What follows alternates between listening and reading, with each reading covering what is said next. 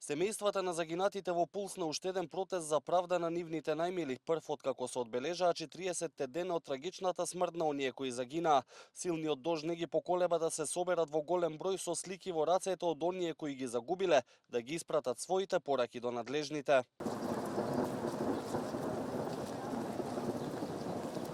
Започна од градскиот плоштад во Кочани, па продолжија до демолираното кафуле на газдата на Пулс, а потоа од институција до институција побараа разрешување на трагедијата, при тоа никој да не биде поштеден.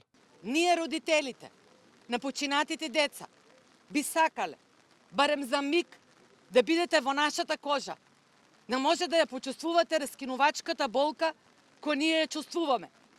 Можеби тогаш ќе ја почувствувате сериозноста и болната ситуација во која се наоѓаме.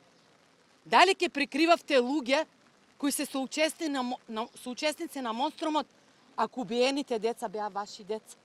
Велат семејствата не им ги зацрнила несреќата, туку корупцијата на системот, во која и Кочани со години се давело. Беше оставена на интерно одделение во Кец, во соба. Полицајците не ни пуштија да влезем. И после отиде мажот ми и он ја најде во Кецот. Покриена со кебе, легната на перница, на страна завртена, сакала да слегне од креветот и со ногата надоле падната. Не ги пружено, не ги дадено кислород. Да ве прашаме, дали вашето столче во канцеларијата ви е толку удобно што работата на терен ви е заборавена? Или пак ќе излезете со полни торби, гардероба од споредна врата? Инспектори, кажете дали животот на нашите деца вредат повеќе од тоа што ви е дадено?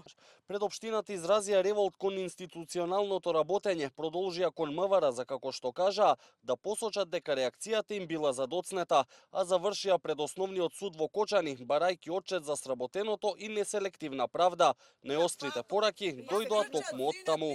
Во чест на овие прерано згаснати одземени животи, и што толку домови ни се затворија и нашите деца повеќе нема да си ги видиме и да си ги гушнеме, во чест на нив нека си го исчистат образот и нека достојно си ја завршат работата. Ние ги изгубивме нашите деца, нашите најмили.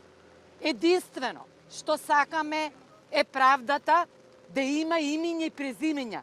Инаку, од обвинителството посочија дека веќе се прибираат контактите од семејствата на настраданите за да им се посочат правата во постапката и за вклучување во истата со нивно испитување.